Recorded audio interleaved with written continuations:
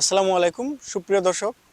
আজকে আমি এমন একটি জায়গায় আছি যে জায়গায় কৃষি প্রকল্প মানে চারোদিকে তাকালে শুধু চাষ আর চাষ, আর এখানে খুব মূল্যবান চাষ। এখানে দেখতেছেন একটি কচু চাষ।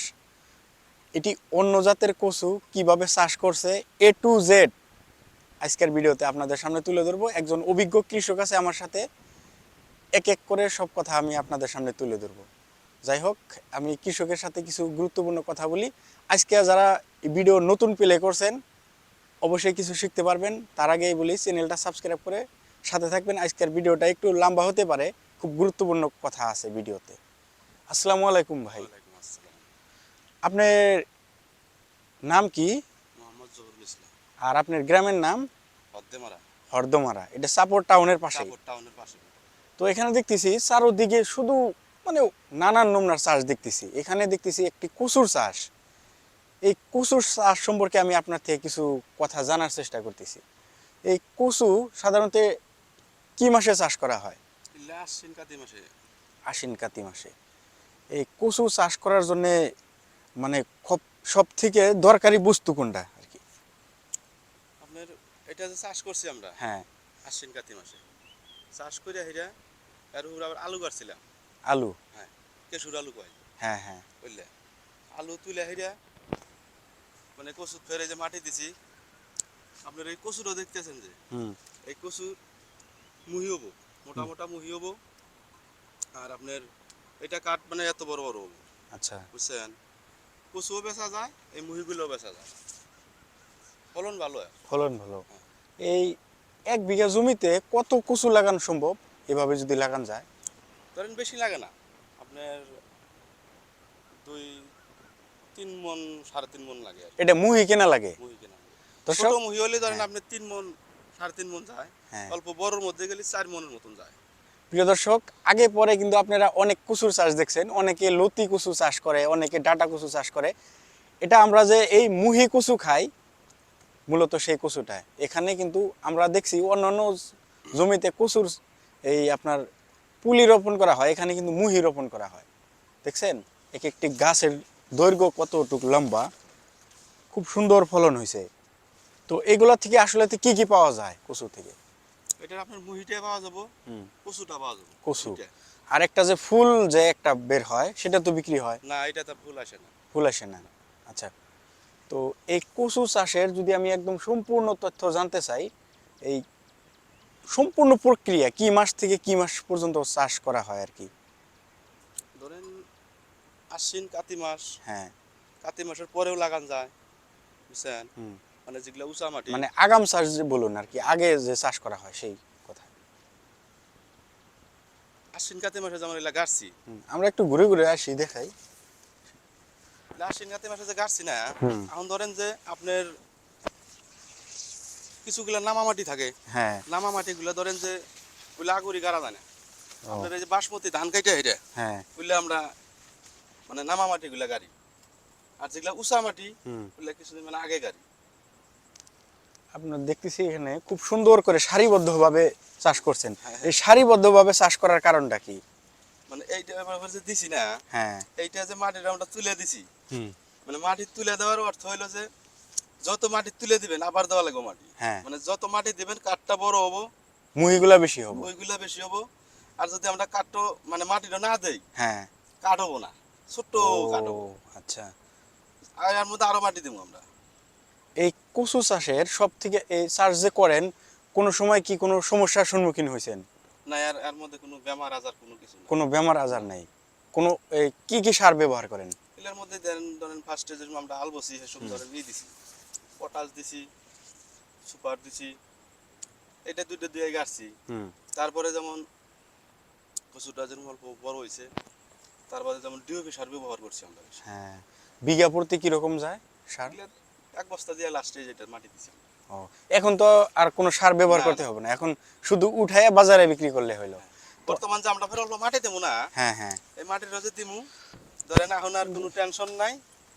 আর কোনো সারটারও ব্যবহার করা লাগবে না। আচ্ছা। অসংখ্য পুলি বের হয়েছে, এখান থেকেও তো এই আপনার গাছগুলো হবে। গাছ হবো কিন্তু এই কচু কাঠটা হবো না। কচু কাঠ হবে না। ও। মানে এইটা যে দেখতেছেন না, হ্যাঁ হ্যাঁ এইটা যেমন কাঠ হবো, কাকা একটু তলে দেখেন। হ্যাঁ এটা কাঠ হবো, এটা যেমন কাঠ হবো। আর এগুলা যে দেখতেছেন, হ্যাঁ হ্যাঁ এগুলা সব মুহি হবো। এগুলা মুহি। হ্যাঁ, এগুলা মুহি। আচ্ছা মুহি বাজারে কিরকম দামে বিক্রি হয়? এগুলা ভালো যায়, 600-700 মন করা যায়। মনে 600-700? আর এগুলা যদি আগুরি ওঠে, হ্যাঁ 1600-1700-1800 মন। মন যায়।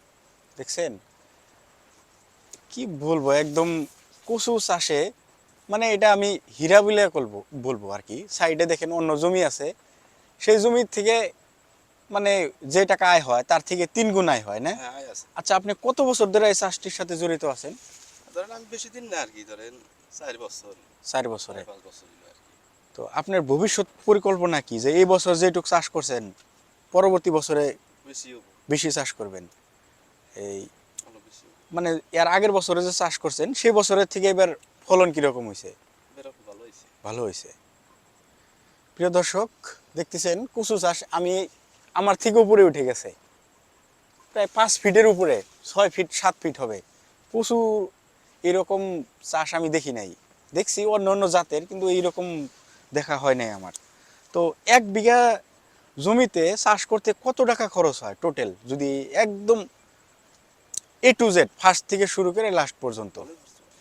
তাও কিরকম খরচ হয় একটা ধারণা দিন। এগুলার মন আপনার 2000, মানে বেসন যা কিনতে হয়। বেসন লো। হ্যাঁ ধরেন 4 মন বেসনের দাম ধরেন এমনি ধরেন 2500 টাকা করে হলে, 4 মনের দাম ওই তো 10,000 টাকা। ধরেন 15-16 হাজার টাকা খরচ হয় আর কি। এই আপনার সার সব দিয়ে আর কি?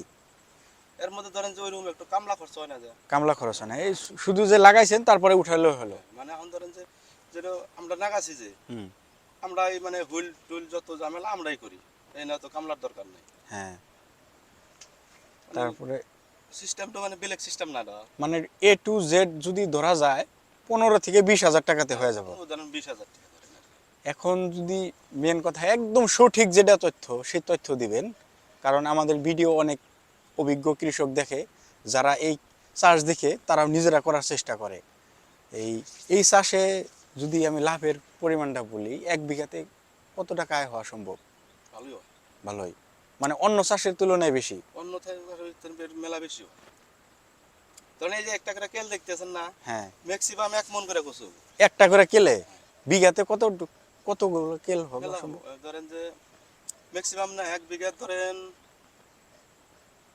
40-45 এরকম অবস্থা হয়।